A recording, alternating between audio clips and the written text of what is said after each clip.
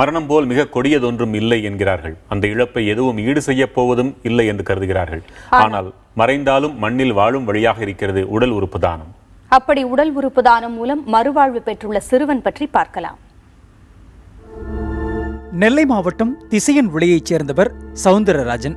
இவரின் ஒரே ஆண் குழந்தைக்கு அவரின் 7வது வயதில் சிறுநீரக கோளாறு ஏற்பட்டது. சிறுவனுக்கு டயாலிசிஸ் செய்ய வேண்டும் என்று டாக்டர்கள் சொன்னதும் அந்த குடும்பமே நிலைகுலைந்து போனது.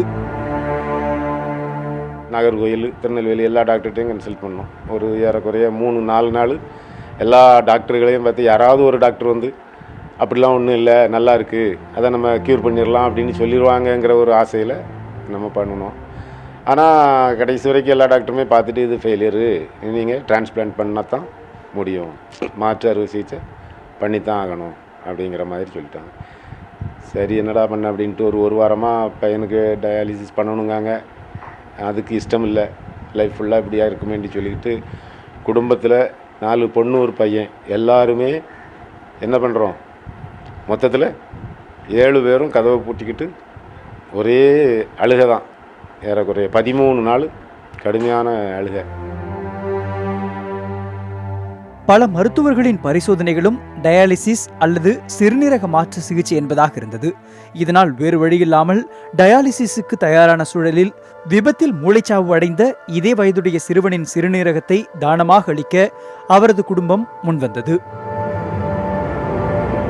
பையனுடைய தாய் தகப்பன் 2 பேரும், தகப்பன் ஆக்சிடெண்ட்டில் அவருக்கும் காலெலாம் அடிபட்டிருக்கு, இன்னொரு பையனுக்கும் அடிபட்டிருக்கு. இந்த பையன் உயிர் போய் ஆஸ்பத்திரியில் பாடி இருக்குது. அந்த கண்டிஷனில் மூளைச்சாவு அடைஞ்ச பையனில் உள்ளதை இவங்க கொடுக்காங்க. அப்போ அவங்க கொடுக்காங்கன்னொடனே இவங்க ரெடி வச்சிடலான்னு இவனுக்கு எல்லா செக்கப்பும் பண்ணியாச்சு, டெஸ்ட்டில் மேட்ச் ஆகுது, பண்ணிடுவோன்ட்டாங்க. சரின்னு சொல்லி ஒரே நைட்டுக்குள்ளே திருநெல்வேலியில் வச்சு ஆப்ரேஷனை பண்ணி சக்ஸஸ் பண்ணி முடிச்சிட்டாங்க. மொத்தத்தில் நமக்கு தெய்வமாக தெரிஞ்சது அந்த கிட்னி டொனேட் பண்ண அந்த ஃபேமிலி தான் நமக்கு இது. அதனால் அதுதான் அந்த நேரத்தில் நமக்கு தெய்வமாக தெரிஞ்சு ஒரு பையன் இறந்து அடுத்த இன்னொரு பையனை வாழ வச்சிருக்கான். இதே போல் எல்லாருமே நினைக்கணும். திருச்சியிலிருந்து 6 மணி நேரத்திற்குள்ளாக கார் மூலம் சிறுநீரகம் நெல்லை கொண்டு வரப்பட்டு சிறுவனுக்கு பொருத்தப்பட்டது. சிறுநீரக மாற்று சிகிச்சை முடிந்து கிட்டத்தட்ட 7 ஆண்டுகள் ஆகிவிட்ட நிலையில் சிறுவன் இயல்பு வாழ்க்கைக்கு திரும்பியிருக்கிறான். 24 வருஷம் ஆகுது. ஒரே பையன் கரண் சிங் பேர். அவனை இன்னும் கேர் எடுத்து பார்த்துட்டு தான் இருப்பான். மேடம் உயிராக தான் இருக்கேன், இன்னும் பார்த்துக்கிட்டு தான் இங்கே இருக்கேன். அவனை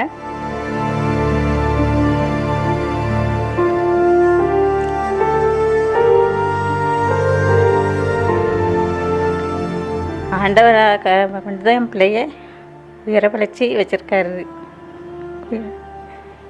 என்னவன் இதை விட இருக்கணும், 100 வயசுக்கு என் பிள்ளை இருக்கணும். இப்போது சிறுவனின் ஒரே ஆசை +2 தேர்வில் நல்ல மதிப்பெண் பெற வேண்டும் என்பதே. நான் 7ஆப்பில் எனக்கு ஆப்ரேஷன் பண்ணியிருந்து இப்போ 11th படிக்கேன். 11th 1000 மேலே மார்க் எடுக்க ஆசைப்பட்றேன். இன்னும் 12லேயும் நான் அப்படியே எடுப்பேன்னு நம்புகிறேன். எனக்கு 7ஆப்பில் ஆப்ரேஷன் பண்ணும்போது எனக்கு அதை பற்றி ஒன்றும் தெரில. வளர போகும்போது அதை எங்கள் அம்மாட்ட கேட்டு தெரிஞ்சுக்கிட்டேன். இப்போ அதை பற்றி நான் நினைக்கிறதில்ல. எல்லாரும் மாதிரி சந்தோஷமாக சிரிச்சு போயிட்டு வரேன் ஸ்கூலுக்கு. விபத்தில் தாயும் தந்தையும் காயமடைந்த கடினமான சூழலிலும் மூளைச்சாவடைந்த மகனின் உடல் உறுப்புகளை தானமளிக்க முன்வந்த அந்த பெயர் தெரியாத குடும்பத்தின் உன்னத முடிவு இன்று மற்றொரு சிறுவனின் வாழ்க்கையில் ஒளியேற்றி வைத்துள்ளது.